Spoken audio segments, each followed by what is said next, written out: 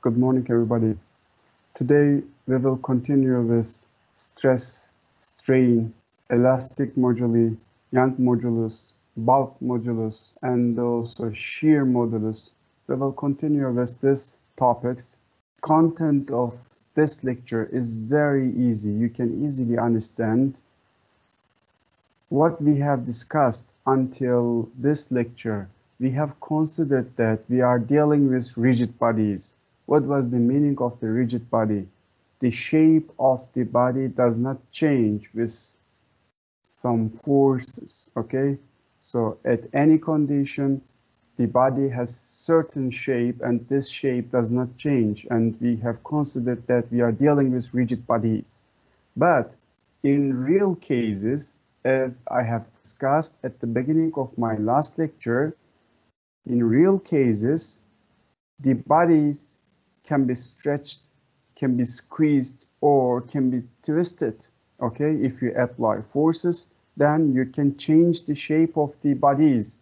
By external forces, you can produce deformation on the bodies. Okay, for example, just consider here many forces acting on the each stone part within this aqueduct. Okay, so under these forces, the shape of the body can be changed, okay? It can be compressed, okay? So within this chapter, within this part of my lecture, we will discuss non-rigid bodies and what happens to the bodies under the forces, okay?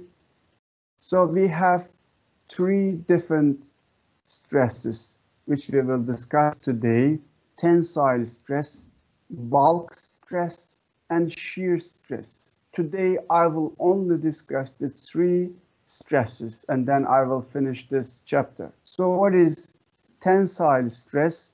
Let's consider that we have a long rod and we apply forces on each end of this rod. You see, then we produce a tensile stress on this rod, okay? Very common example is the musical instruments. Here you see a guitar. So what do you see? There are strings. It is also valid all musical instruments which use strings. For example, saz, tambur, or kanun, for example, okay? So if you have strings in your musical instruments, then you play this instrument by using tensile stress, okay? So actually you apply force like this with your finger, but you can consider that it is equal to the system which you apply forces on each end of the instrument, so each end of the string. Just consider saz, for example. Okay. So here we have many strings. Okay. Then they are connected on each end. When you apply force with your finger, then there will be force applied by each end of these strings, okay? Then this will produce a tensile stress on the strings. This is the tensile stress. Let me clean and continue with the second condition. And the second one is the bulk stress. You can understand from the name, bulk means that three-dimensional. We are talking about the volume stress. This tensile stress was more or less one-dimensional along the one axis, okay? You apply forces. In case of bulk stress or volume stress, you apply forces from all directions. For example, here you see a scuba diver, okay? So it is squeezed from all sides by forces due to water pressure. So water applies pressure from all sides of this diver, okay? This is bulk stress. And the last one is shear stress. Here we have a ribbon, şerit in Turkish, okay? Here we have a ribbon, and when you cut this ribbon, you produce shear stress, okay? This stress is more or less two-dimensional, you can consider, okay?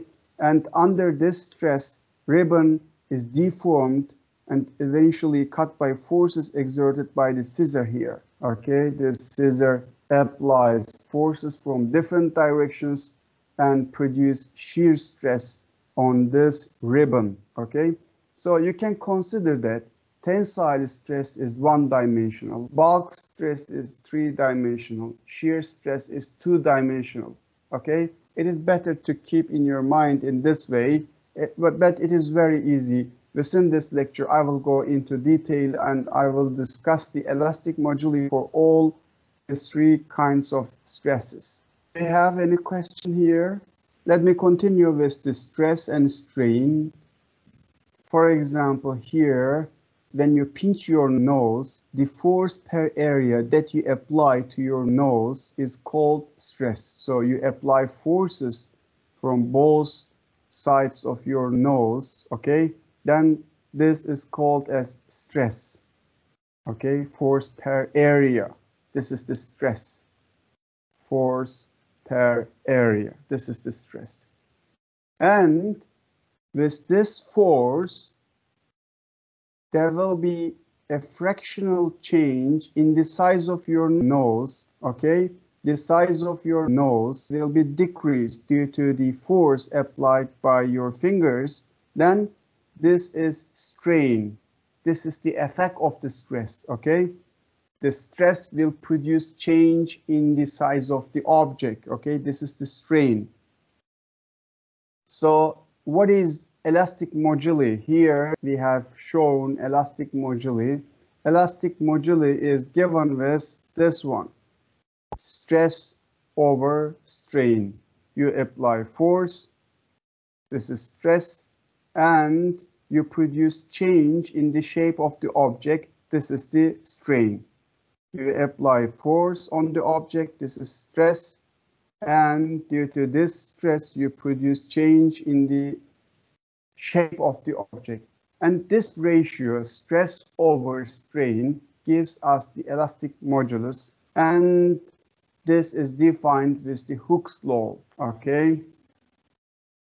And this elastic modulus is a unique property for the materials, and depending on the material, you have different elastic modulus. I will show you a table about this one. Here, I would like to discuss elastic and plastic, okay? So what is the difference between these two terms? You apply a force on a body and you change the shape of the body, but whenever you remove the force, you remove the stress, then the shape of the body goes back, okay? Then it is called as elastic, okay?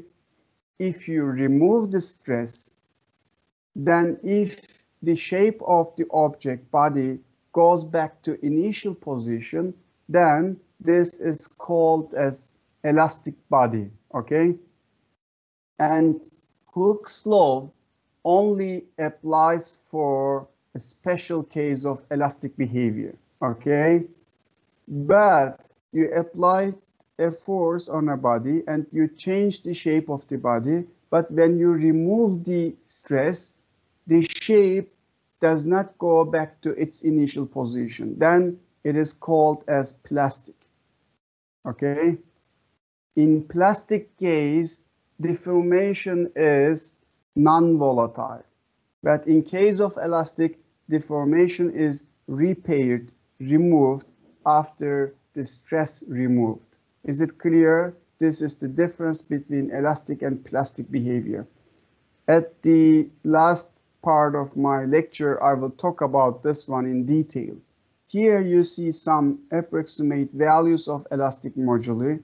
Here we have aluminum, here we have brass, princh, here we have copper, iron, lead, kurşun, nickel, silicon rubber, steel and human tendon, typical human tendon, okay? So you see some elastic moduli.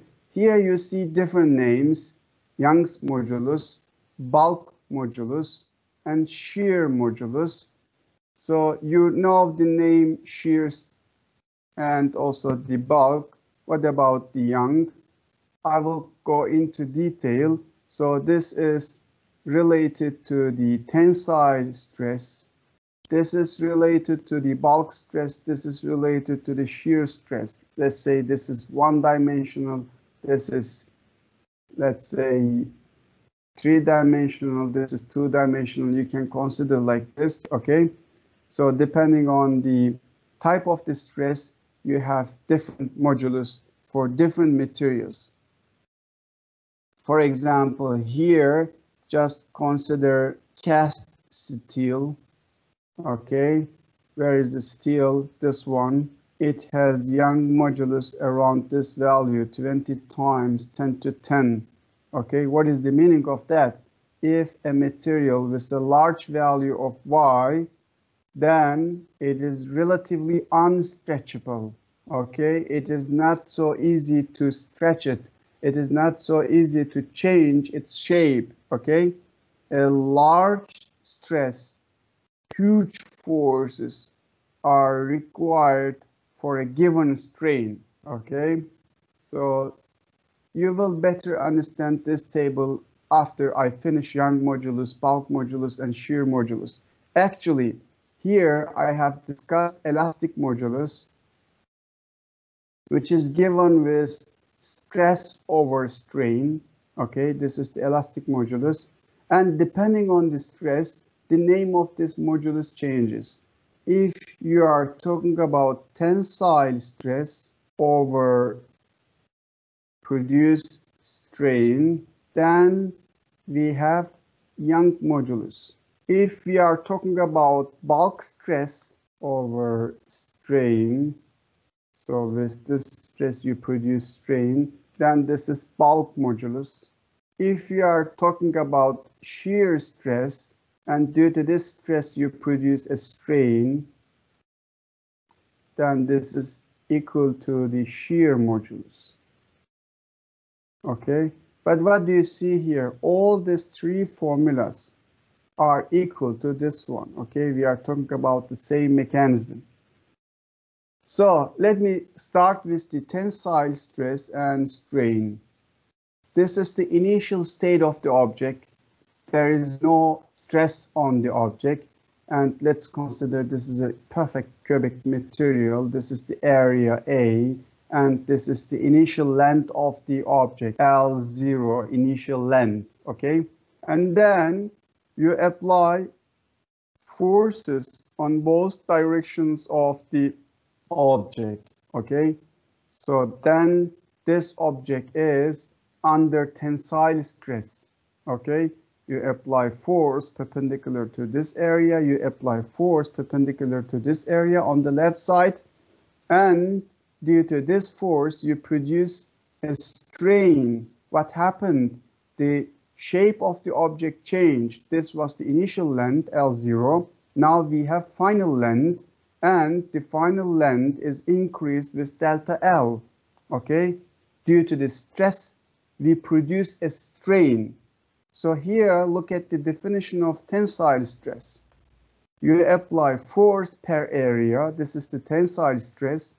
And on the right side, we have definition of tensile strain. Delta L over L0. Delta L is the change in the shape of the object. L0 is the initial length of the object. This is the, on the right side, tensile strain, and this strain is produced with the tensile stress, okay? So what about the SI unit of stress? It is Pascal, okay? Here we have force. Within the definition of tensile stress, here we have force. You know, in SI, it is given with Newton. And here we have area. The unit of area is meter square. Then 1 Pascal is equal to 1 Newton per meter square. Okay? So Pascal is widely used to define the unit of the stress. But in addition to that, PCI, here it is written PCI, is also widely used. What is the meaning of PCI is that pound per square inch. Instead of Newton in British system, pound is used. Instead of meter, inch is used. So pound per square inch, this is the unit for the tensile stress in British system, and short name is PCI. And you can find in internet and also books PCI Pascal conversion. 1 PCI is equal to 6,895 Pascal, or 1 Pascal is equal to 1.45 times 10 to minus 4 PCI. So you can convert them to each other. So in real life, even at home, in the combi, for example, or in the pressure gauge of the water pipelines, or in the production stages of the industry, everywhere you will see these terms, PCI or Pascal. They are used to define the amount of the pressure or stress, okay? So the units of stress are the same as those of pressure. So these units, PCI and Pascal, used for the pressure, okay? Then we will discuss this one in the bulk stress. Then we have tensile stress and tensile strain. What about the elastic moduli for the tensile stress and strain? Actually, I have already given that. Elastic modulus for the tensile stress and strain is given with this expression. Here we have tensile stress, here we have tensile strain, and this is called as Young modulus.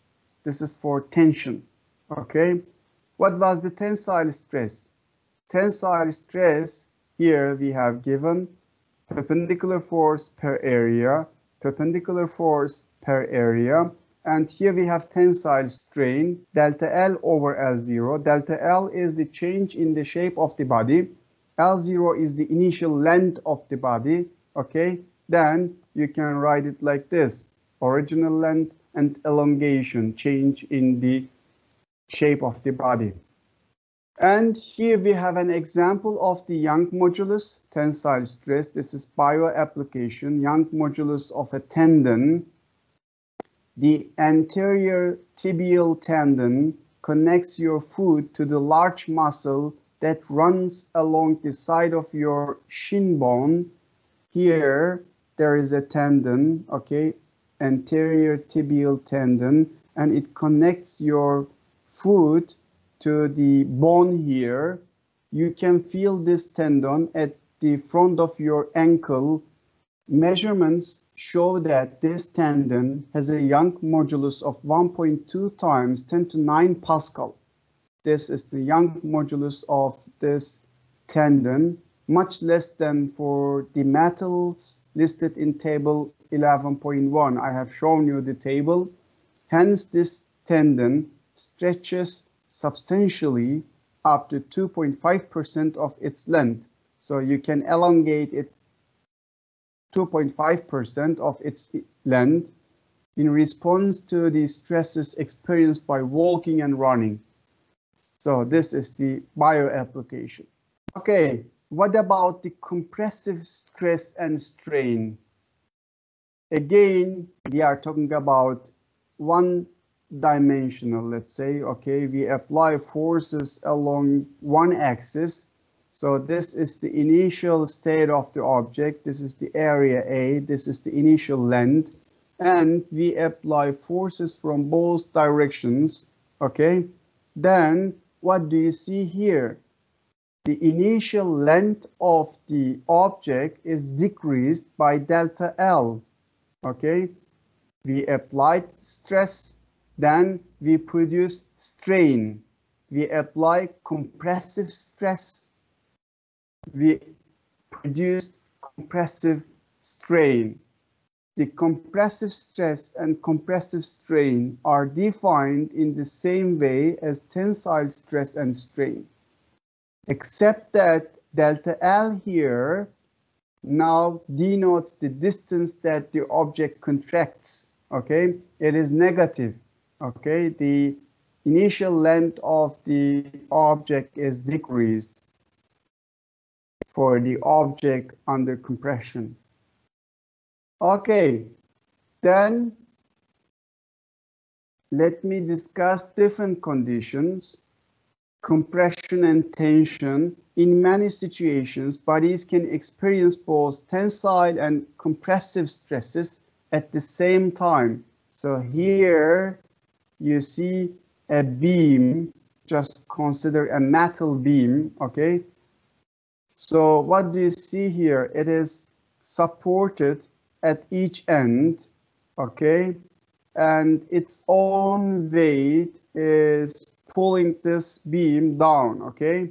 So there is a weight here. So due to the weight of this beam, what happens? Top of the beam is under compression. What do you see here?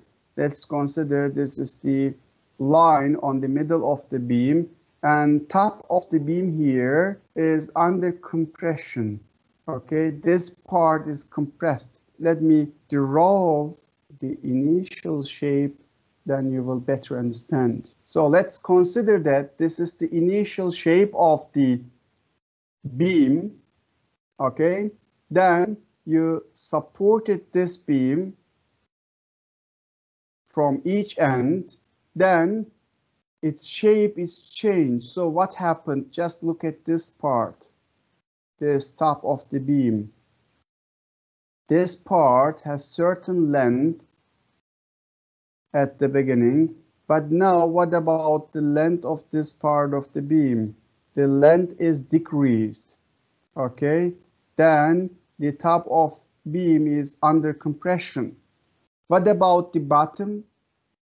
The bottom of the beam is under tension, then its length is increased. Okay, you can see that. Beam's center line is neither tension nor compression. So the length of the center line does not change. Okay, so within a same material, you can observe both situations. So both tensile and compressive stresses can be present at the same time, which you can see it here. And in order to decrease this compression and tension in the beams, we have this type of design, I-beam design. This is used to decrease the compression and tension. So what do you see here? We have huge area. Okay, this is the huge area.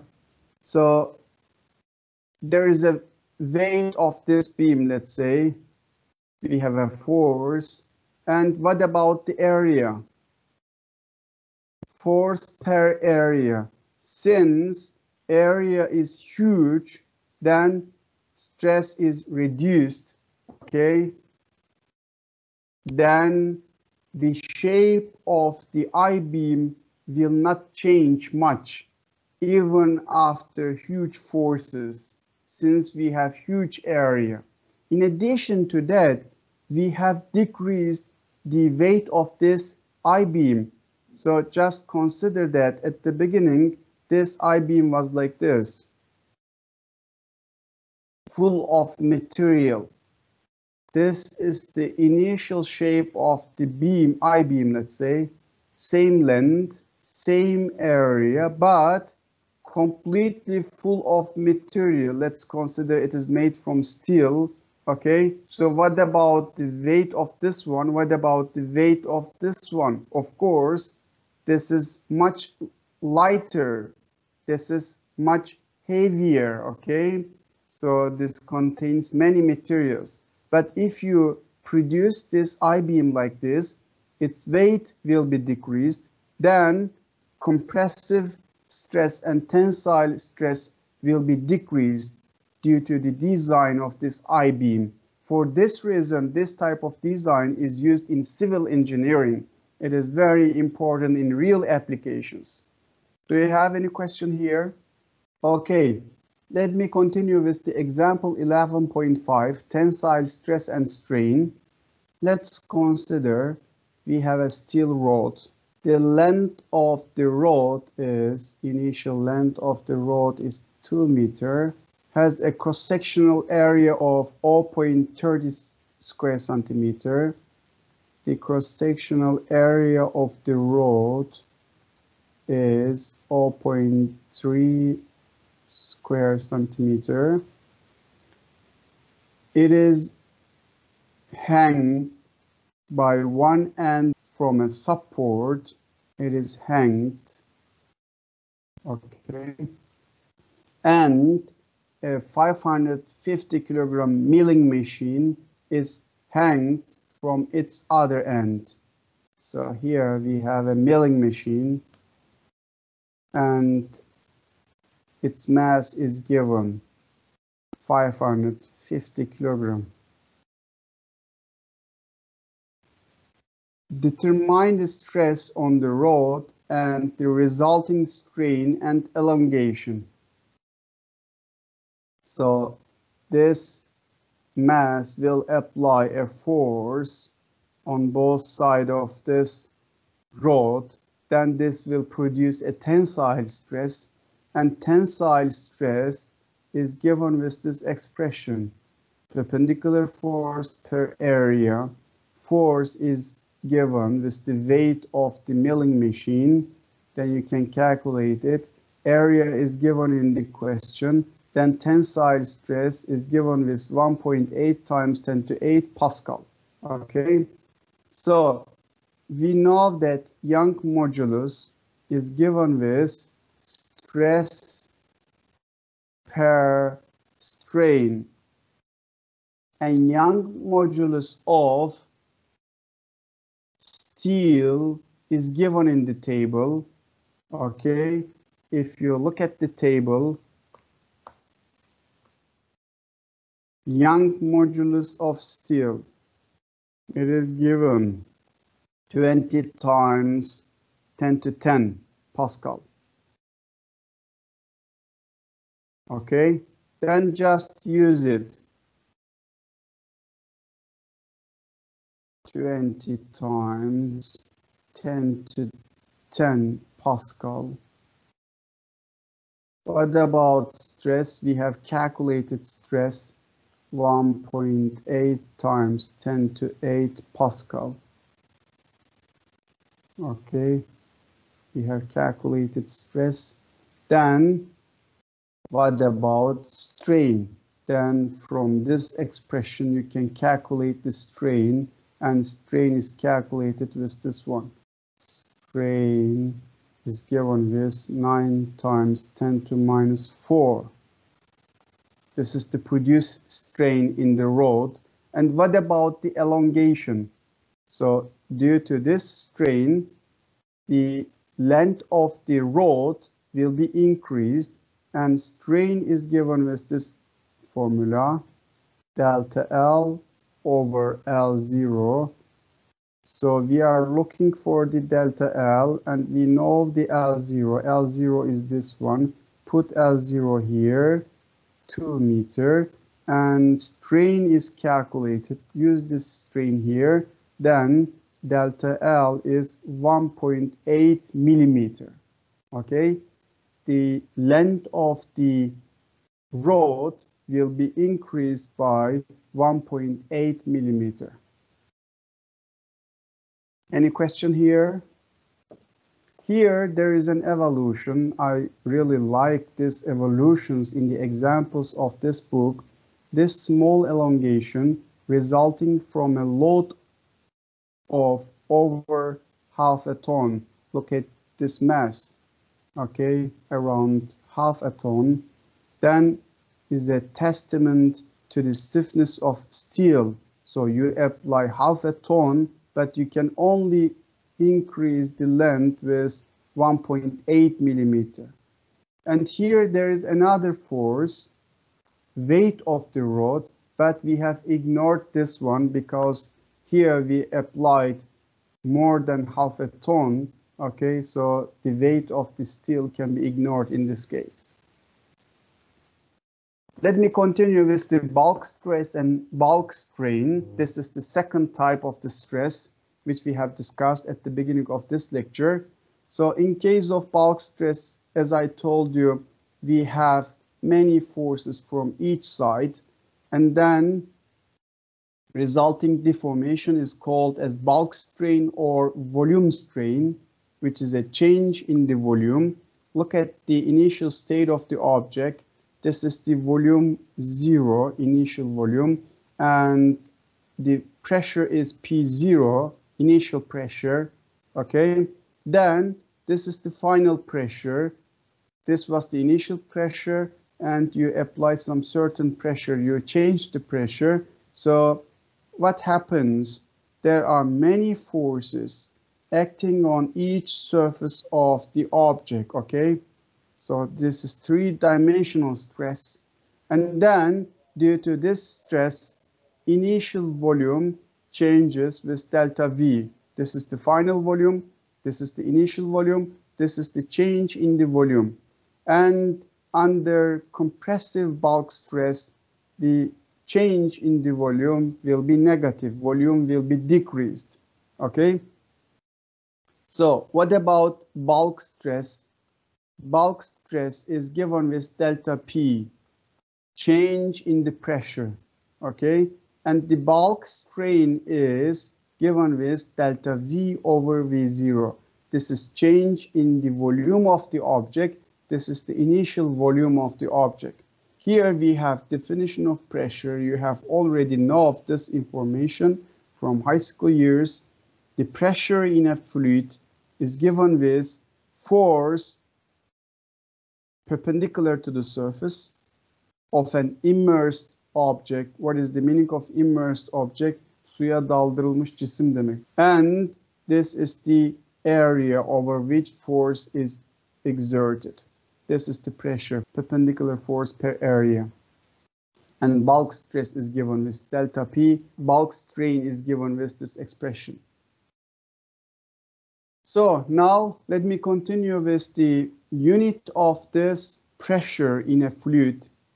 What I mean with the fluid, you can consider liquid or gas, okay? You can produce pressure by using liquid or gas. So pressure is given with perpendicular force per area. Force is given with Newton, area is given with meter square. Then again, the unit is Pascal, okay? And another unit is PCI, pound per inch square. Another unit is atmosphere, okay? So what about the definition of atmosphere? We have defined the Pascal, we have defined the PCI, and we have shown the conversions between PCI and Pascal. What about 1 atmosphere? 1 atmosphere is the approximate average pressure of the Earth's atmosphere at sea level. And there is a conversion between Pascal and atmosphere, and also between PCI and atmosphere. 1 atmosphere is equal to 1 times 10 to 5 Pascal, or 14.7 PCI. Okay, this is the definition of atmosphere. And as I discussed at the beginning, the pressure in a fluid increases with depth. So what about the relation between pressure and force here in this definition? Force is a vector, it has certain direction, but what about pressure? Pressure is a scalar, it is not a vector, okay? Don't forget this one. Then let me define the bulk modulus for bulk stress and strain. So this is the bulk modulus. It is like Young modulus for the tensile stress and tensile strain. So we have bulk stress here, and here we have bulk strain. Bulk stress is given with delta P, and bulk strain is given with delta V over V0. But here we have a negative sign, you see. What is the meaning of this negative sign? the bulk modulus is always positive. Okay, let's consider that you have increased the pressure and you have positive change in the pressure. Then here we have a negative sign, then bulk modulus will be negative. But bulk modulus is always positive. So why we use negative here? Because here we have delta V. If you increase the pressure, then the volume will be decreased and then delta V will be negative. Okay, here we have a negative delta V, here we have a positive delta P, then negative times negative, bulk modulus is positive. And opposite conditions can also be present. So let's consider that you decrease the pressure.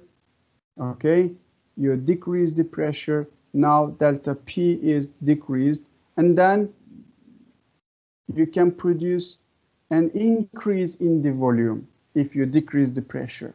Then this delta P is negative, delta V is positive, and here we have another negative here, then result again will be positive.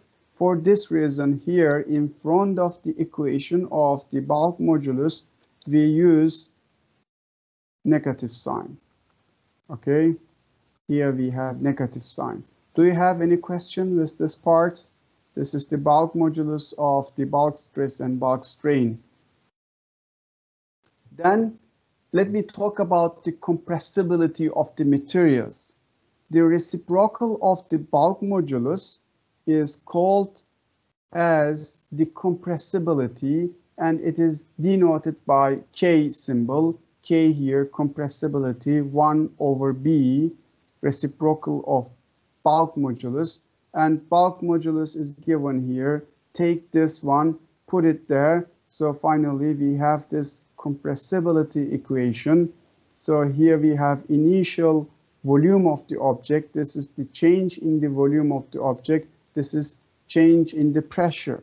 And here you see compressibility of some liquids. This is important in real applications. For example, hydraulic systems of machines, we use oils, okay, and then we compress these oils, okay, under high pressures. So compressibility is very important. So here you see some compressibility values of different liquids, carbon disulfide, for example, ethyl alcohol, glycerin, mercury, water. They have different compressibility values. Here we have an example, 11.6 bulk stress and strain. The hydraulic press contains 0.25 cubic meter of oil. It is around 250 liter. Find the decrease in the volume of the oil when it is subjected to a pressure increase delta P, which is given as this, about 160 atmosphere or 2300 psi. The bulk modulus of the oil is given, okay, and its compressibility is given. So what is the question? Find the decrease in the volume of the oil. Delta V is asked, okay? So let's consider here we have oil, and then you use a hydraulic press and you compress this oil by decreasing its volume. Okay, this is S. So what about the pressure applied by the hydraulic press? It is 1.6 times 10 to 7 Pascal or 160 atmosphere.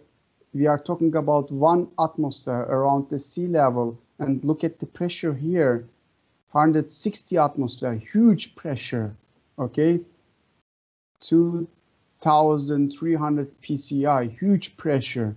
So then you can decrease the volume of the oil which is used in hydraulic press, and also in other hydraulic systems this kind of applications are present. So now you can use this one. This is bulk modulus.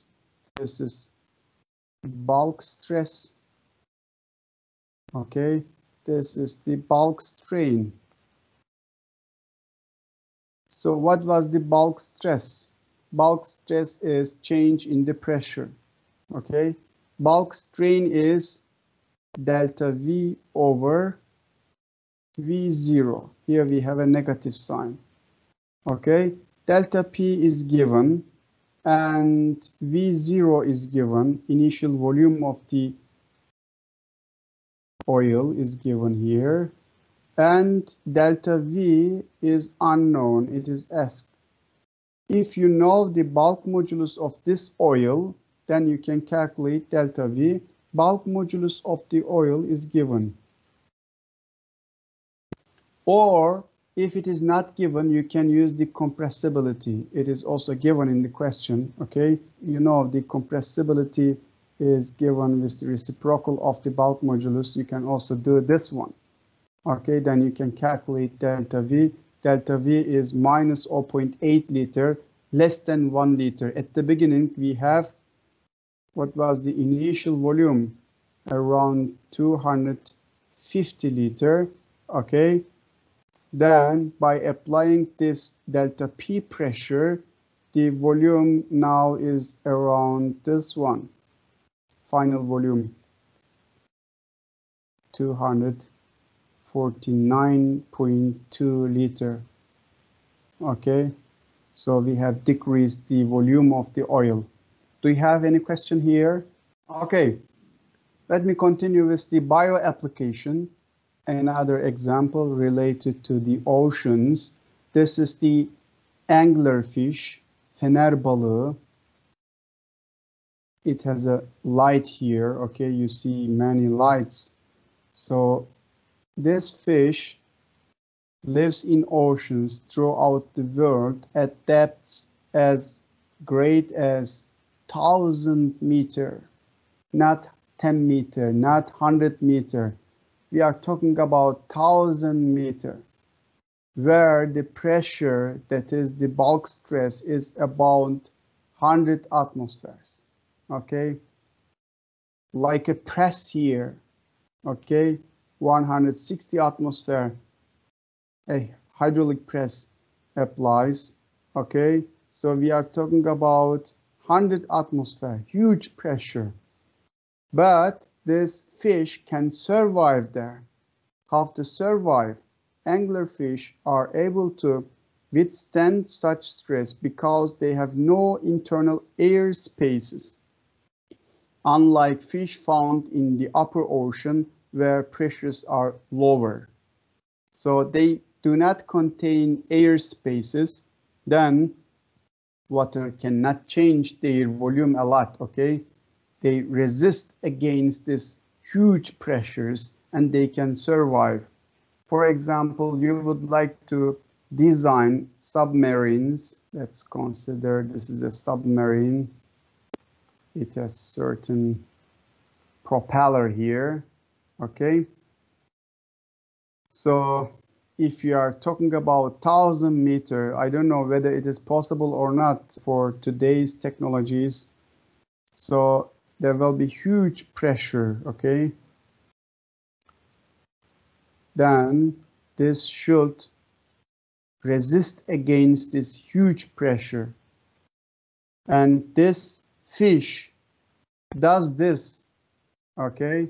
Under 100 atmosphere, it can survive.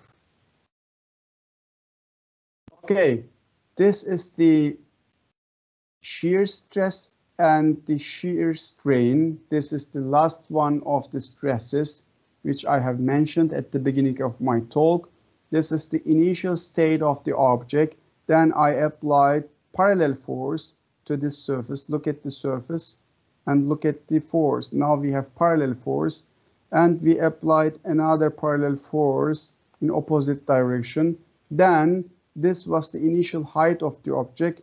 Then what happened? So between these 2 points, I produce a strain. Okay, I have changed the shape of the object.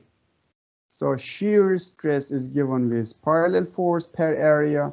shear strain is given with, I'm talking about the change in the body, shear strain, X over H. X is this one, H is this one. And what about the shear modulus? Shear modulus is given with shear stress over shear strain. Just put here stress, put here strain, then you can get this expression. Okay. And here we have example 11.7, shear stress and strain. Suppose the object in figure 11.18 is the brass base plate of an outdoor sculpture that experiences shear forces in an earthquake. Okay, so you know there are different oscillations in earthquakes, different types of oscillations, and just consider that this base experiences shear forces in the earthquake. Okay, then its shape changes under this shear stress. The plate is 4.8 meters square, 4.8 meters square, and the thickness is 0.5 centimeter, 0.5 centimeter. What is the force exerted on each of its edges if the resulting displacement X is 0.16 millimeter? So X is given 0.16 millimeter. Okay, and what about the forces? So first of all, you can calculate shear strain. Shear strain is given with X over H. X is given, H is given 0.5 centimeter. This is the H. Okay, then you can calculate shear strain. And what about the shear modulus? Shear modulus is given with shear stress over shear strain. So what about the shear modulus of brass? Where is it? The material is given, I think. Brass, you see brass material. Look at the table. Now I have found the table. This is the shear modulus column. Where is the brass? Brass is here. Then it is given with 3.5 times 10 to 10 Pascal. This is the shear modulus of brass. Then I can use it here. Okay, shear modulus of brass is this one. Then shear strain is calculated here, put it there. Then I can calculate shear stress. Okay, shear stress is calculated. In the question, force is asked. What about the force applied by the earthquake? So you know that shear stress is given with force parallel per area. Area is known, area is this one, and shear stress is calculated here, this one. Then put these numbers here, then you can calculate the force. What do you see here? 2.8 times 10 to 4 Newton. What do you see here? The shear force supplied by the earthquake is more than 3 tons. Okay, you apply more than 3 tons on this brass base. Okay, so with this one, I have finished tensile stress and tensile strain. I have finished bulk stress and bulk strain. I have finished shear stress and shear strain. I have also discussed compressive strain and stress. Okay, I have discussed the pressure, and now I will continue with the elasticity and plasticity. At the beginning of my talk, I shortly touched on this issue. So elasticity is that after the stress, you can repair the deformation. In case of plasticity, after the stress, when you remove the stress, you cannot repair the deformations. This is the main difference between the elastic and plastic terms. So Hooke's law defines the elasticity, okay, and it gives us the elastic modulus of the materials, but it has a limited range of validity. Okay, we are talking about small stresses where the Hooke's law is valid. And here you see a curve. This is the strain. X-axis is the strain, let's consider. And this is the stress. So I apply stress on the system and then I produce strain, change in the shape of the body. So I apply stress, then I increase the stress, I also increase the strain, I increase the stress, I increase the strain, okay? So then here I stop, this is the maximum stress. Then when I release the object, when I remove the stress or when I decrease the stress, it follows this way, okay? So strain is reduced and now it goes back to its initial condition. The shape deformation is repaired, okay? So what do you see here? It remembers its initial position. It remembers its history, okay? If you further increase the stress, and then if you come back, and if you increase the stress again, and if you decrease the stress again, it will follow this way. This is called as elastic hysteresis. Hysteresis, this word comes from the history. The material remembers its history. You can consider like this. This is elastic hysteresis. So the shape of the material goes back to its initial position in elasticity. But in case of plasticity, if you pull, squeeze, or twist anything hard enough, it will bend or break. So during applying stress, you produce deformations on the body, but it can be repaired when you remove the stress. But if this stress is huge, okay, then you can bend the material or you can break the material, and these deformations after the break cannot be repaired. Okay, this is plasticity. Here there is a very nice figure. I will try to explain this one. Here we have stress, which we apply force on the object, and here we have a strain. This shows us the change in the shape of the material. Here you see a point, and from the origin, from the initial state to the A point, what do you see? We have a linear region, okay? You increase the stress and then you increase the strain. Remember the elastic moduli, elastic modulus, stress per strain. If you increase the stress, you can increase the strain because this is constant for certain material. This is constant. If you decrease the stress, then you decrease the strain. So this is a linear region which shows this equation, okay? After a point, if you further increase the forces on the body, then you will have a different way. And here between A and B, this is not valid anymore, but the material is still elastic. In this region, the material is elastic. What is the meaning of that? You applied this stress, and then when you remove the stress, the material goes back to its initial condition. Okay?